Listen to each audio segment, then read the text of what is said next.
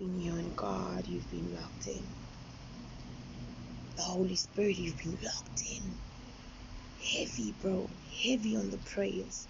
Heavy on the tears. Heavy on laying down in your feelings and being in the emotions that you needed to feel. You recently went through a windfall of emotions that you didn't even know how to handle.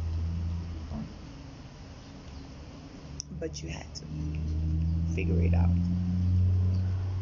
And it was hard. You came out of it like it was a walk in the park, but man, you were inside the den with the lions, bro. You were in the dungeon. You were fighting for your life. You were fighting for your motherfucking life. Nobody knew. The stuff that you went through, nobody understood. Nobody knew. It had to happen.